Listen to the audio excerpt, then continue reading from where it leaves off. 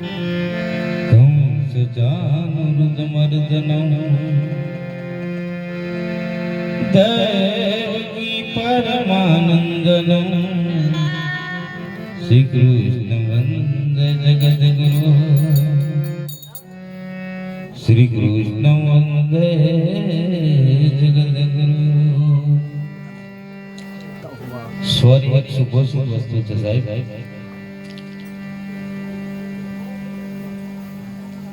ધ્યાનમૂલમ ગુરુર્મૂર્તિ પૂજામૂલમ ગુરુપદમ મંત્રમૂલમ ગુરુર્વાક્યમ મોક્ષમૂલમ ગુરુકૃપા મોક્ષમૂલમ ગુરુકૃપા. બોલે સદગુરુ મહારાજ. આજે અશ્વિનભાઈના આજ્ઞે એક સરસ રૂડો અવસર, અમને એક દર્શન અને એક પ્રસંગનો લાભ અપાયો.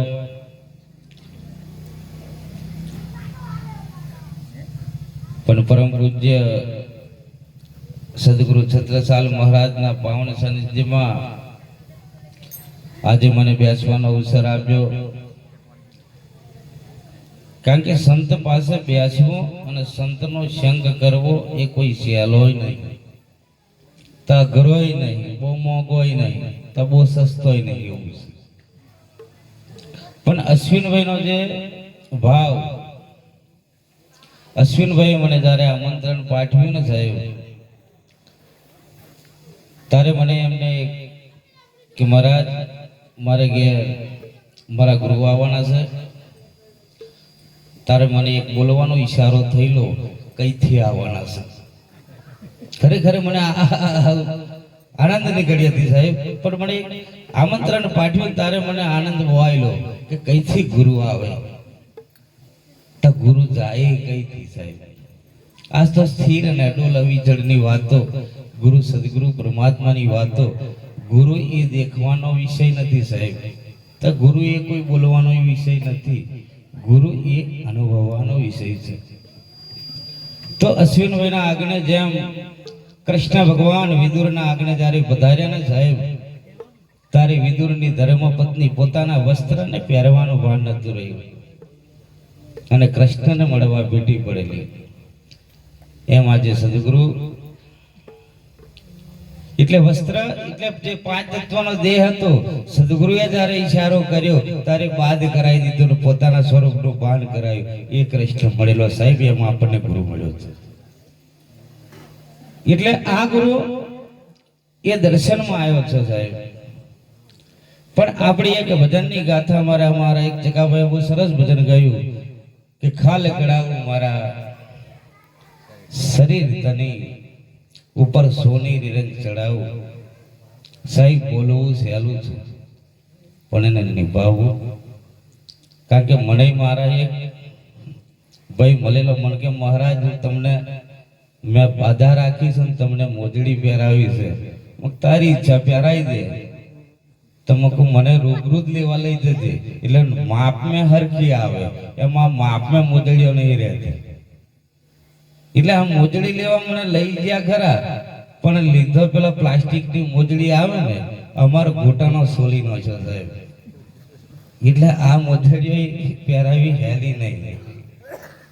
એટલે કઈક લો પણ હારી મોજડી લો એમ.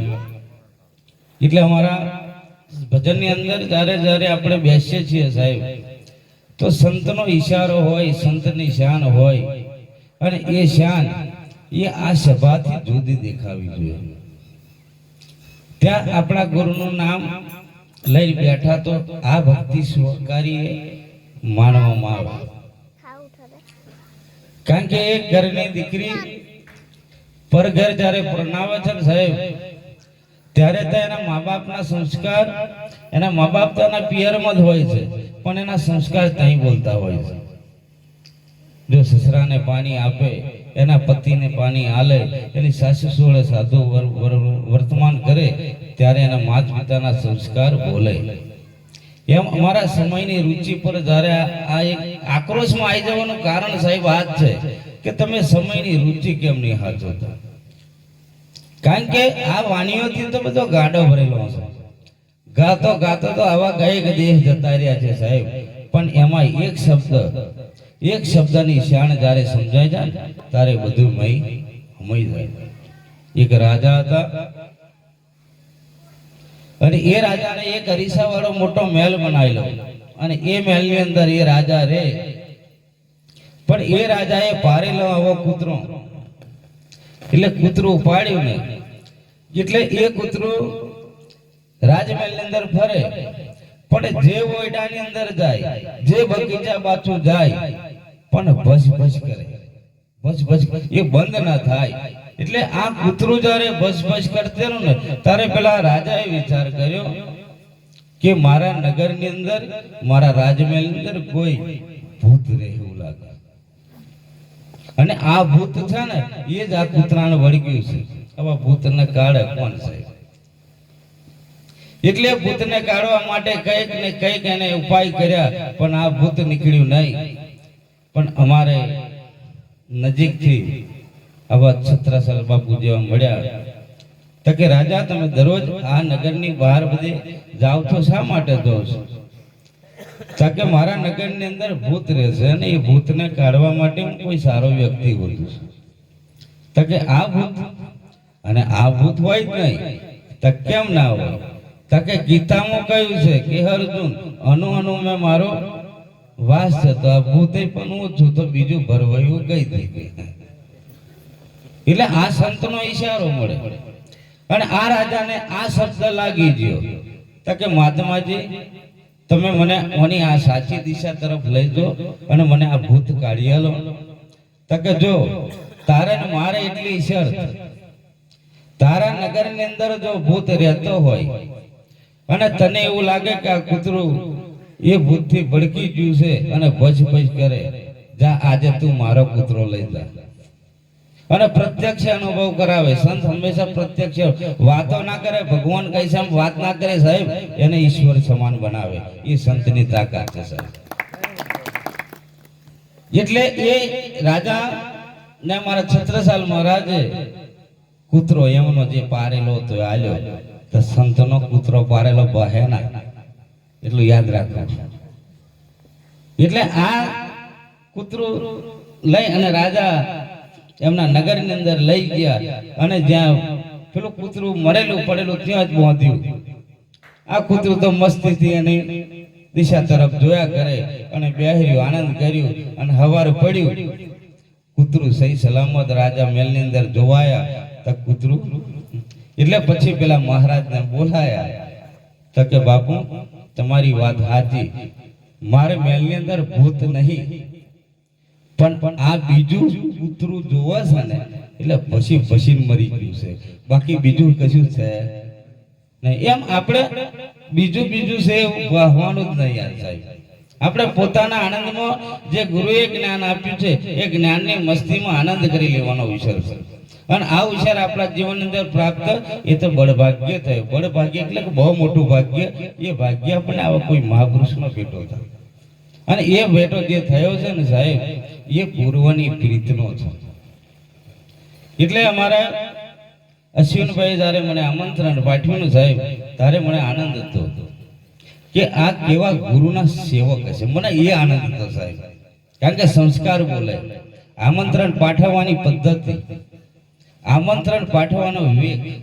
પણ મને શબ્દ બાપુનો વાપર્યો ને ત્યારે મારે એમને કહેવું હતું કે હું બાપુ નહીં, હું મહારાજ છું નહીં, એ જ મને ખબર નહીં હતી. આ તો તમે કહો છો એટલે મને વરજી પડ્યું છે કે આ મહારાજ છે, પણ મને ખબર નહીં પડતી. એટલે પણ અશ્વિનભાઈ મને જ્યારે આમંત્રણ આપ્યું ત્યારે મને એ વાતનો આનંદ હતો કે શું સંત ગતિ છે.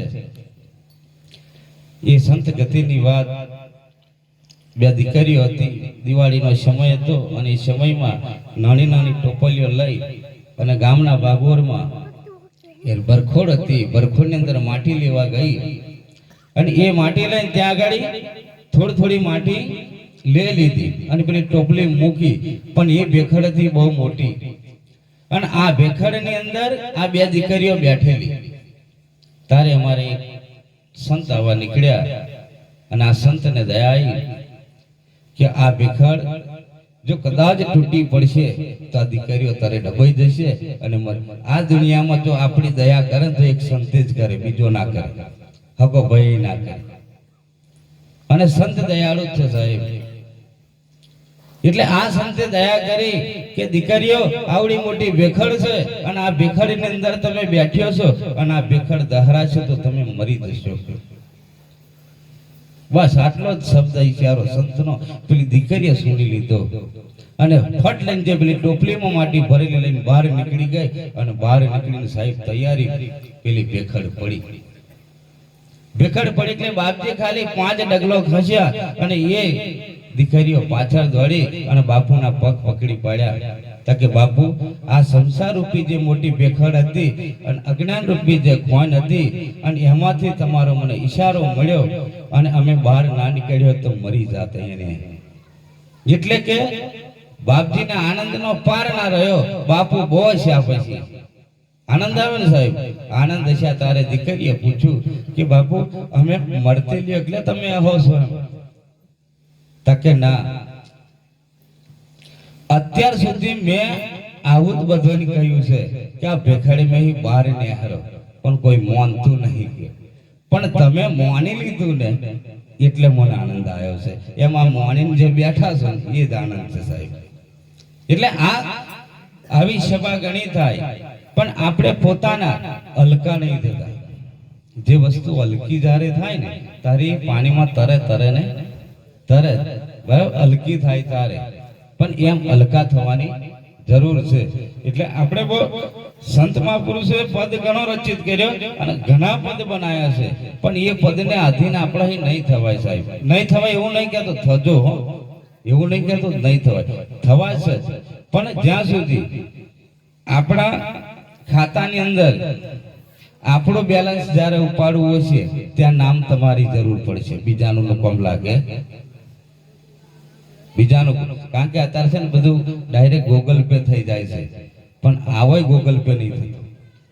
કઈએ ગૂગલ પે ના થાય આવે કારણ કે એનામાં જ સેટ નહીં થતો, બીજે કઈ થવાનો. એટલે આ વિષય એ સેટ થવાનો વિષય આપણા વિરેન્દ્રભાઈ નહીં ને સેટ સુર સેટ કરતેલા પણ સેટ થવું જોઈએ ને, મેચિંગ થવું જોઈએ. પણ મેચિંગ થઈ કઈ કરવાનું છે? સ્વરમાં કરવાનું છે. પણ આપણે બેંજામ કરીએ છીએ અને પેલા સીટમાં કરે છે. ફરક આટલો જ છે સાહેબ. એટલે હું એક પદને બોલું અને પદ મને છે ને નવી પદ્ધતિ ગમતી નહીં એટલે હું જૂની પદ્ધતિ હું રાવણને લાવું છું, ડીજે લાવતો જ નહીં. કારણ કે ડીજે 30,000 માં આવે અને અમારે ઢોલી 5 રૂપિયામાં હો ગાડી થાય એવું છે. એટલે મને ઢોલી વધારે ગમે. એટલે બધાએ આપણી પરંપરાને જાળવવા માટે 2 હાથને તાલી આપજો અને પછી સાહેબ એ ભજન તમે એ ભજનનો આનંદ કરજો અને આ સંગીત સાથેનો આનંદ કરજો. તફાવત પડી જશે. એટલે 2 હાથની તાલી વાળજો, મુખથી પદને બોલજો અને એ બોલશો તારે આપણી વાણીનો ખુલાસો થશે. મોગરામાંથી ખીલે ક્યારે એને સૂર્યનો પ્રકાશ થાય ત્યારે. એટલે એ વાણીને તમે બોલો. એટલે હું તો જે બોલું એ બધાએ ઝીલવાની. કદાચ મને આ સંગીત હાથે સેટ ના થતો હતો નહીં પણ તમારી જોડે સેટ કરી દેજો. બોલો.